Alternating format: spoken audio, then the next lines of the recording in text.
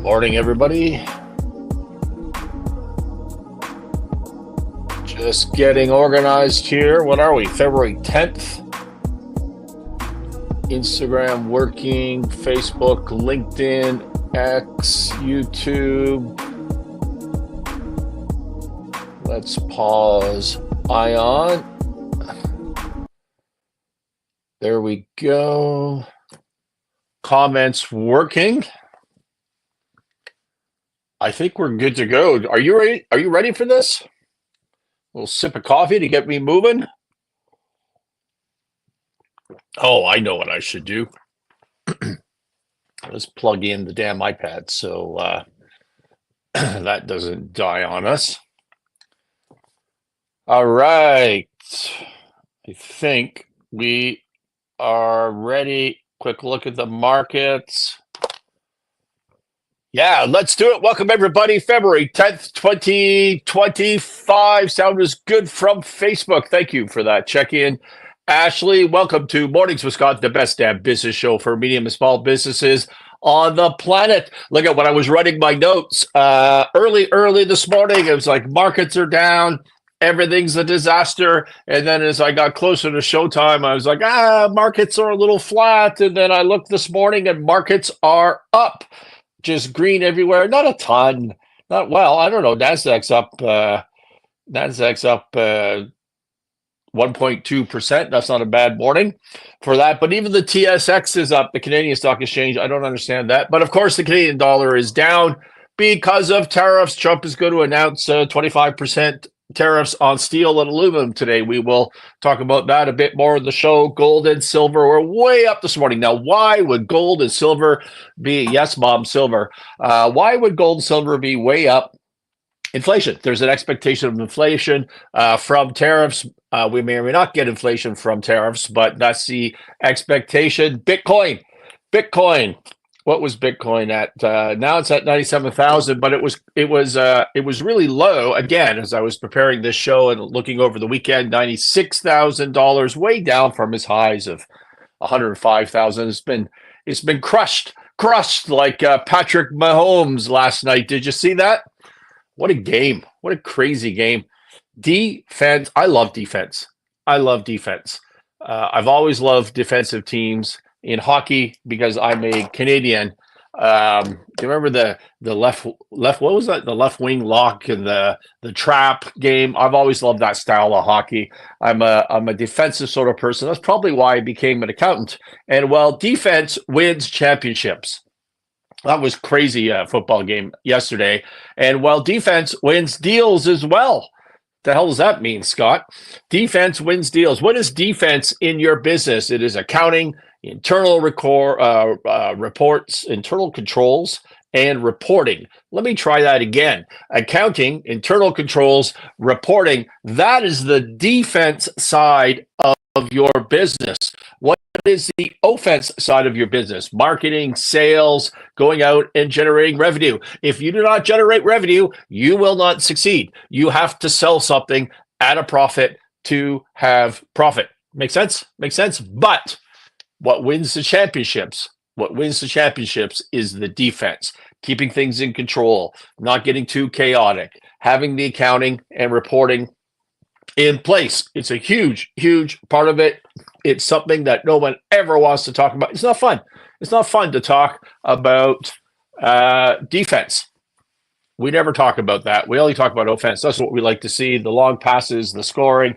That's what makes the highlight reels. Well, it is the same in business. I'm speaking at a lender conference in Calgary this month. I'll give you more details on that as we get closer to it. But I've been through some planning sessions last week, and one of my hypothesis, one of my overriding themes for 2025 is that medium and small businesses simply are being priced out of the market when it comes to high-end, competent controllership accounting services. You can't afford it. If you're a $4 million dollar revenue business or manufacturing business, let's say, or $7 or even a $10 million revenue business, can you afford to spend $200,000, $300,000 on your accounting? Like it's just out of control.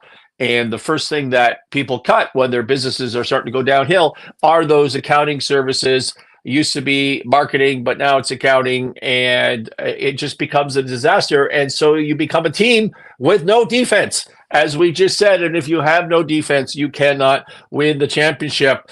So I presented this in the planning session, and everybody on the Zoom call was just nodding their head. Yeah, it's a real problem. Talk to any lender to medium and small businesses. They will tell you there's just been a nosedive in the quality of financial reporting. And if you do not have good financial reporting, they cannot lend you money. What is the answer? What is the answer to this, Scott? You came up with this hypothesis. Well, Sinclair Range, there is a link in the site. We offer virtual fractional accounting services where you can outsource all or whatever part of that accounting need that you may have for your medium and small business to us. And you have full access all the time. We try to replicate your systems, but you get at relatively low cost, you get high-end, competent, accurate, and timely financial information that you can use to report to your stakeholders, partners, lenders, investors, and to make critical decisions. And on top of that, you get me as in a coaching session, in a CFO type function, and you get access to the entire Sinclair Range team of investment bankers and other accountants and controllers and analysts and everybody that you need as Sinclair Range assists sort of medium and smaller businesses, but at a higher fee than this fractional controllership thing to help you raise money and go through transition, right? So you get access to that whole team, and you get access to me, all at a really, really reasonable price. Is terrific value. And this is a solution, this fractional virtual accounting. It's a solution for what you need. Defense, that is the defense in your business, and it works for deals too. Hey, I missed a bunch of shows last week, as some of you know. And I had earlier said in 2025 that 2025 was going to be the year of the deals. Well, let me describe my last week. Prepared a CIM, a confidential information memorandum. Now, what is that? When you're out trying to raise deals, you often put your business plan or your pitch onto a deck, right? You got some bullet points, and you're like, hey, we're in this business, and this is me, and here's our numbers, and you do it in a deck format. But what you're not doing when you're doing that is you're not telling a story. It's not a narrative. And if your deal isn't being snapped up like that, if you feel like you need an advisor, it's because, or an intermediary, somebody like me, it's because your deal's a little more difficult. It's not a slam dunk with your neighborhood bank down on the corner. And why is that? It's because people need to understand it. What are investors looking for? They're always looking like, how do I get into a deal? That means valuation. That means debt versus equity. That means whatever the instrument is. How do I get out of the deal? How long am I going to be stuck in this thing? If I have equity, are you going to sell? Is that what we're going to do? How do I exit? Is it going to be an IPO? Is it going to be a refi or a recap down the road? How do I get out of this deal? How do I get in? How do I get out? What happens in between? As simple as that. How do I get in? How do I get out? What happens in between? What happens in between is, if I'm an equity investor, do I have a board seat? What are the internal controls? How do I know you're not running off to Hawaii with your mistress with all the cash that I just invested? If it's debt, can you service the debt? What's the security along with that, right? And so that's what you need to present in a deal. But you also, in your presentation, again, if it's not just a cookie cutter slam dunk, you need to tell a narrative. You need to explain the why. You need to explain the how. You need to explain the most important thing is why now. If your deal has not been done before, if you were a successful company and then you started to stumble, if you are a startup and there hasn't been a solution like you're trying to provide in the market, one of the things on the investor's mind and the lender's mind is, well, why now? What's changed? Why is this a good idea right now? And you have to craft that narrative to answer that story. And you cannot do that in a deck. You have to do that in a written document. old-fashioned typing out some words and telling a story. And I've actually done that. There's YouTube videos of me coaching a founder out of Idaho. If I recall, you can search that up on the Winning Momentum podcast channel on YouTube. And I'm coaching him how to structure a confidential information memorandum, a CIM. Well, we worked on one last week intensely for a client. This is a manufacturing company in Alberta, and I love this company. And so we will be lenders if you're listening. And this is a private debt deal, if I can put it that way. I don't think this is a Schedule A deal. It's a Canadian company, but it is in manufacturing, and it's a sub 10 million first secured revolver. There's some equipment as well. It's basically a shop with a not a manufacturing, but a industrial piece to it. And so sub $10 million. And so we'll be getting that CIM ready for distribution this week. It was sent in an almost final form to the client over the weekend after an intense Saturday on my part for review. So I worked on that all last week. I've got the sale of a manufacturing company in our portfolio and related real estate, signed off on an offer on that earlier in the week.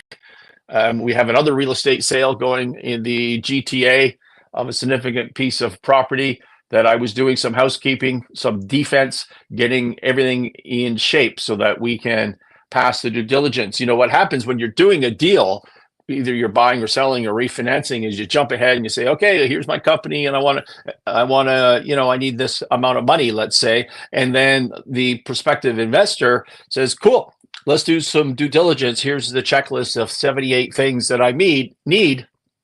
And that's our process. It's just our process. I need that information. And you have none of that ready. And so what do you lose? That's right, momentum. You don't have any momentum in your deal because you were not prepared.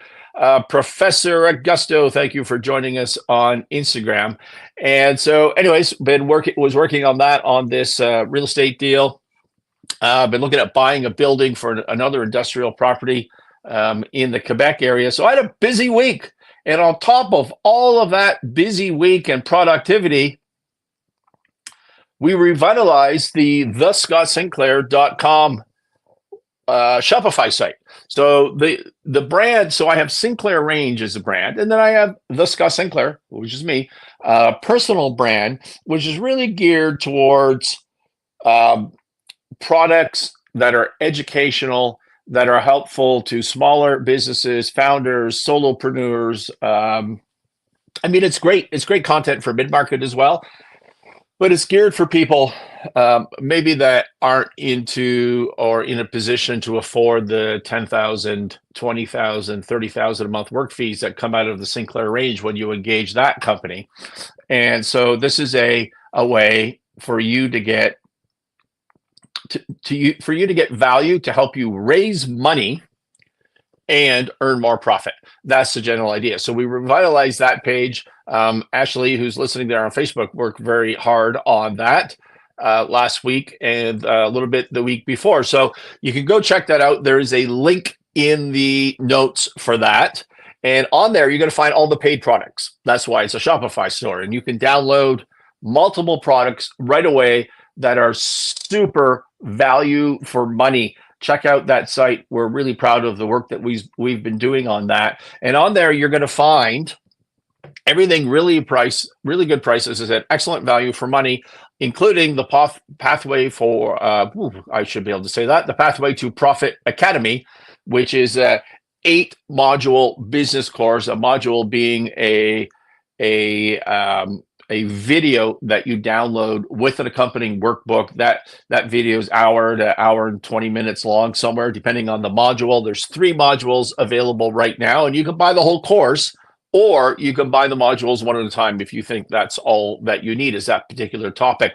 Module 1 right now is called Embrace Change, Why We All Resist Improvement and What to Do About It. And the idea there is to run your business with continuous improvement, with objective measures, key performance indicators. I teach you what a key performance indicator is and how to manage your business with that to earn more profit. And to focus on the right things. Module 2 is mastering cash flow, build and sustain financial health. And the mastering cash flow is how to build a cash flow model. I literally take you through on screen how to build a proper cash flow model to help plan your own cash flow, but also to report your cash flow to investors and to lenders. And I teach how to lessen your working capital cycle, which is like free equity money for your business. You just get free cash for that. And this, by the way, is all for, you can buy this whole 8-module course for $350. Can you believe that? It's such great value for money. It's unbelievable. Module 3 is how to create momentum, how to harness energy to propel your business forward. You can literally, momentum is everything in life, and it's everything in business. It's everything in deals, but you can actually manufacture momentum, which is what this module is about. The next module, which will be released shortly here, I'm way behind, but we had a lot of work to do and some family issues. So anyways, I've been working on that. That is coming. The next one is on profitability, how to understand your KPIs as they relate strictly to profit, and plan your profitability and communicate your profitability and structure everything for financial success. After that, we're going to talk about empowering people. We're going to talk about how to raise money. We're going to talk about marketing strategy, and we're going to talk about persuasion and sales. Those will be the balance of the modules. Like I said, you can buy the entire course or any particular module. That's what you will find on the Scott Sinclair Shopify store, which there is a link to in the notes. In addition, we put other products on there now, and hey, Case Media, thank you for joining us on Instagram. I always have to look to a different screen to check out Instagram people. So that's one of the failings of the StreamYard. So also on there, I've put in some additional products, speeches, paid stuff that I've done, all that's exclusive. Not my free content, which you can find all over YouTube in particular. In the early days, that was our focus on the platform. But let me give you an example. I did a speech privately to a number of real estate investors, and I was not really a keynote, but the entertaining part, perhaps, I hope I was entertaining anyways, of that agenda for their last day. And it was the art and science of buying a business. So they were real estate investors predominantly. And this is how to buy a business, both the art and the science. And it's an hour-long speech. It was well received. There's a lot of theory in there, but there's a lot of narratives and stories in there. $25, and you can download that. Nobody else is able to get that. That was a private thing. I did a video for the JT Fox newsletter called the theory of business valuation. I don't even know if he ended up publishing that. He liked it a lot, but I don't know what happened to that. But it doesn't matter. Nobody else has really seen it. $15, and you as a business owner can understand what business valuation is, because it's probably not what you think it is if you're outside the financial world. And you kind of need to understand the value of your business today and where your business is heading. Right. So when you set a 5-year strategic plan, if you're doing that in your business or your business plan, you should be managing to metrics that are used to value your business in the future. Right. That's what you should be doing if you want to create value to sell your business in the future. Makes sense. That's like $15, not like $15. It literally is $15 on the site. And I don't remember the length of that, but it's real. It's like half an hour or 45 minutes, probably something along those lines. Another thing that we put on there, 3 actions to immediately improve your business. This was a speech that I did in my local community of Ferdy, British Columbia, a year and a half ago. It's effectively a 1 hour or 50-minute speech that sort of takes 3 action items out of that whole Pathway to Profit Academy, summarizes them, and puts it into one speech. $10. $10, you can get that and get motivated and get some academic reality for how to raise business capital and earn more profit. Also on the site, this is the hot one. Are you ready? Coaching, personal coaching for you and your business. You can unlock world-class business coaching. You get direct access to me and I've added other elite coaches to the site. You know, most business owners, professionals, entrepreneurs, they do not have access to world-class expert guidance. Why? Because they don't know world-class expert guidance. And if they did know world-class expert guidance, they wouldn't be able to afford them anyways. Well, this fixes that problem. What you do is you go to the site, the Shopify site in the notes below, and you go to the products, or look at the coaching, understand what it is, pick your coach, go to the products page, you hit on it, okay? Again, this is a few $100, and you get a coaching session with a world-class advisor who can walk you through whatever it is that you want to talk about on the coaching session. And there, so you're going to get a 30 minutes, and you can send materials in advance. So the coach is committing up to an hour to review the materials in advance, plus do the session. So a half an hour in advance and then a half an hour for the session by Zoom. And you just buy this, and then you'll be contacted within 1 week, and we set up a Zoom call, and you can get your coaching. And the coaches that are available, you know me, I'm not going to pitch myself on this, but Craig Boyer has agreed to join. And he's up there as a coach, and you can see his information. And he will coach you on raising capital, how to raise business capital, business planning, turnarounds, which means earn more profit, and growth. And Craig is a guy he has over 40 years of business experience.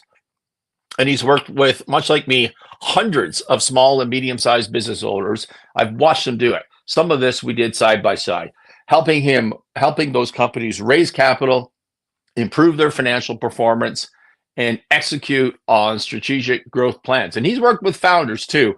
He helped set up a significant cannabis company that I was dragged into and involved in, and multiple other companies that I'm probably not even aware of. But Craig's got a great track record and a wonderful guy and an amazing coach. He was a banker most of his career, a CFO in high growth businesses. He understands both sides, both the investor side and the investee side. And if you ever have an issue with your banker, what a guy to talk to. Could you imagine just you're in trouble with your bank or with an investor group? You have some sort of stakeholder issue, and rather than running to your local lawyer or accountant, which you should do anyways, by the way. I'm not trying to say don't go to your local lawyer and accountant, but what if rather than that as your primary source of direction, you could go to a world-class coach who spent his career doing exactly that sort of stuff? That would be amazing. Well, now it's available to you literally for a few $100, $350 US, I believe, is the session on that. Another coach added to the portal here is Len Walker. And Len is a little bit different from Craig. He's not as much financial, but focused on strategic growth, business development, CEO, strategy coaching.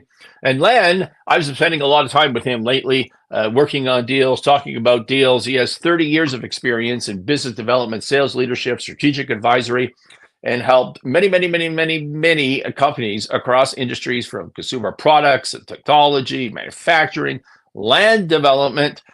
And he's helped them expand their markets, increase profitability, and often optimize operations. Len is a terrific sounding board. You know, one of the skills I like about Len from a coaching perspective, one of the reasons I asked him to join our group here, our exclusive world-class group, is his ability to listen. He loves to listen to your story and come up with really good advice. And so check it out. That's the link, thescottstsinclair.com, Shopify store, link in the notes. And just Just tell me what you think about the site. Don't even buy anything. Actually, if you go to the let me let you in on a little secret. If you go to the products page, to the sort of the other stuff that's on there, you're going to find a zero priced interview from JT Vox interviewing me maybe a year and a half ago in West Palm Beach at a conference that I was asked to come speak at. And it's cool. It's cool. So there's even the odd little present in there of free content that you might like a lot. So Wall Street Journal reports US. That was like a 27-minute commercial for myself, and I haven't even done the content yet. Let me get through this. The US Wall Street Journal reports U.S. President Donald Trump said he will announce 25% tariffs on all steel and aluminum imports on Monday, including from Canada. Speaking to reporters on Air Force One, so this was as he was flying to the Super Bowl on Sunday to be cheered, where Taylor Swift was booed, much to my daughter's chagrin. The tariffs would apply on, quote, any steel coming into the United States and aluminum too. Just so happens that Canada is the number one international supplier of both of those metals to the United States. Trump also announced reciprocal tariffs. So anybody that's tariffing anything from the U.S. will get reciprocal tariffs, and that should be announced today as well. All right, so that's from Wall Street Journal. That's what we're expecting today, more chaos. And then Bloomberg in Canada reports that there is a strong nationwide support among Canadians for putting export taxes on oil shipments. Who started that conversation, I wonder? I don't know that anybody's listening to me and being persuaded and taking that, but I'm the first person I know about on this show, Mornings with Scott, the best damn business show for medium and small businesses on the planet. I'm the first one that I know about that started immediately talking about export taxes. The idea here is that the U.S. buys tons, barrels and barrels of energy from Canada on the East Coast, electricity mostly in Alberta, Saskatchewan. That would be oil and natural gas. And their refineries in many jurisdictions in the U.S., particularly Chicago and the Midwest, are set up entirely for the heavy Canadian crude that is coming at them. And if there is no heavy Canadian crude, they just get shut down, and they can't just retool. Like, it's a massive investment to retool, and they can't buy this stuff anywhere else. Maybe Venezuela and Iran, I think, or is it Iraq? I don't know. One of those countries that's difficult to buy from, rather than the pipelines that are already set up from Canada. And so if we were to export tax that, in other words, just charge more, we could take those use of proceeds, what has been my hypothesis on the show. We could take that money and use them to build infrastructure, to refine, to build east-west pipelines, to diversify our markets, because in the long term, Alberta, in the long term, the U.S. reliance on your energy is going away. It's going away. Now is the time. Strike while the iron is hot. Use the crisis and diversify your risk. That's what I've been pitching. And it says here by Bloomberg that 82% of Canadians support unilaterally raising the price of oil to the U.S. if Trump tariffs Canadian goods. I suggest to you that we should do it even if he doesn't tariff Canadian goods, because we need to build that infrastructure. We need to diversify. This is not a risk. This is not I hope this doesn't happen, or this might happen. This will happen. We need to diversify away from the U.S. Find a way to do that. That has been my proposition, and that seems to be what Canadians agree with. Even in the Western provinces in Alberta and Saskatchewan, 72% of the population support that, although all of their premiers are dead set against this because they don't want to take the risk. So what are tariffs? We have chaos here. What does this mean for your business?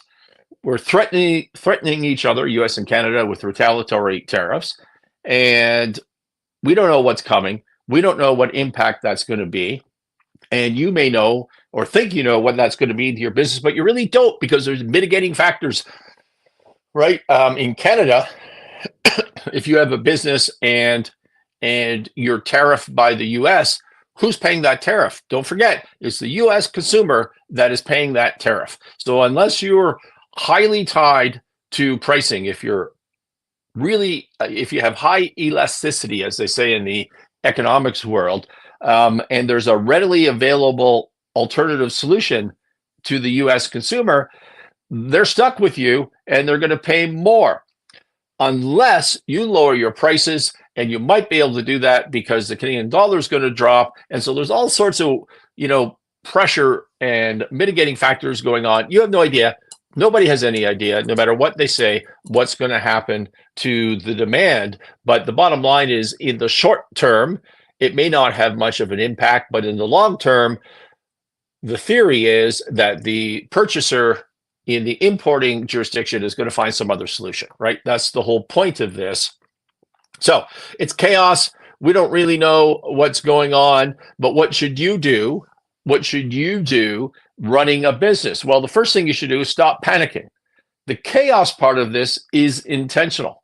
It's absolutely intentional. It is part of the negotiation strategy, and it's also part of the Trump administration completely restructuring, or hoping to restructure, the economic engine of the United States. And that is going to happen. No point panicking over it. The chaos is on purpose. So what you need to do is sharpen your pencils. What does that mean? Defense. Cut the waste. Don't spend money on foolish things. Focus on priorities. Diversify your economic risk. That is your action plan, you medium and small businesses, large businesses too. But we're here for medium and small businesses. You need to focus. That's what you do in times of uncertainty. Defense first. And you know what you could do? You know what you could probably do? You could click the link on the site and get a coach. Get a coach to help guide you through some of these. You spend a few $100s, you get a world-class business coach to bounce ideas off and get you headed in the right direction to deal with this stuff. Speaking of defense rather than offense, have you been watching Doge and Elon Musk? Are you following this? We don't have enough time to cover this right now. We'll talk about it more this week. This is the largest, well, I don't want to say greatest because I don't know what the success is going to be, but the largest turnaround in human history. Very fascinating. And you think, well, how does this Elon Musk guy do it? He's got Tesla and SpaceX. Tesla's got cars and robots and self-driving, SpaceX going to Mars and satellites, internet.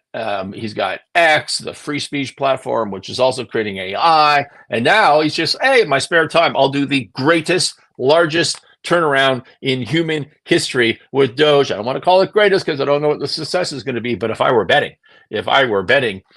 I would bet that it's going to be a success. But the news has gone crazy. Hey, this can't be done. Let me tell you about, have you ever heard this little story, a little parting story, business story? You ever heard of this guy, Donald Smith? I read about him years ago when I probably was in university. I was reading a Peter Newman book, if I recall, on the history of the Hudson Bay Company, which I think at one point was the largest company in the world in terms of value. Don't hold me to that. Well, this Donald Smith, this Scottish immigrant, arrived in Canada with literally nothing and was a fur trapper, which was a thing back in the day for Hudson Bay Company. And he climbed his way to the top. He literally become, so it's not in my notes here, but to my recollection, he became chairman or director or something of Hudson Bay Canada Company, which nobody from outside of their jurisdiction had ever done. And he also became a director of the Bank of Montreal, Canadian Pacific Railway. He funded that, and he was a member of Parliament for Manitoba, and he was a provincial leader as well, as I recall. At one point, he was simultaneously, all at the same time, he was running a bank, he was running a railway, he was running a trading empire, he was shaping national policy, and he was a provincial MPP and a federal MP all at the same time. Smith, he didn't just back the CPR, the Canadian Pacific Railroad, he saved it. When the project was on the brink of a collapse in the 1880s, he and his partners bet everything to keep it alive. And on November 7, 1885, he drove in the ceremonial last spike Have you seen? No. So when I was setting up for this show, I always put a picture up on the screen. Normally it's advertising the course, whatever. But today I put the picture of the last spike, which if you're Canadian, you know about this. And the guy hammering in the spike is actually Donald Smith. It's this guy. So he's the guy that hammered in the last spike. And, you know, the CPR railway was not just a railway across this new country. It was Canada's economic backbone. And he's the guy that built this with his own money and his own influence. And business was not his only game. As I said, he was in politics. In 1869, it was Donald Smith was the guy that they sent out to negotiate with Louis Riel and the Red River Resistance and government. So they said, hey, you seem to be successful at everything you possibly touched there, Donald Smith. Why don't you go out and negotiate with these renegades? And he did. And he was caught between Riel's provisional government, Métis fighters, and Ottawa's demands. And he brokered Manitoba's entry into the Confederation. At the same time, he was an MP balancing politics while running the largest companies in Canada. His success made him one of the richest men in North America. By the time he died in 1914, he had over $20 million, which they say is $600 million in today's dollars. I think is a lot more than that. But that's what these notes say. His wealth came from HBC, CPR, banking, real estate, industrial investments, gave him control over vast parts of the Canadian economy.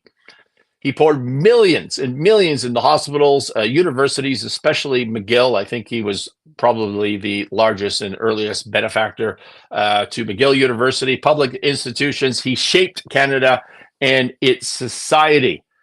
He rewrote the rules. He was a master of finance, politics, negotiation, and his legacy carved into the foundation of Canada. Without him, the country might look very different. He was a force of nature. Be a force of nature. Be a force of nature in your business. Don't stick to your little stream. Be creative and be a force of nature. That's it for today. This has been Mornings with Scott. We'll see you tomorrow, 8:30 a.m. Mountain Time.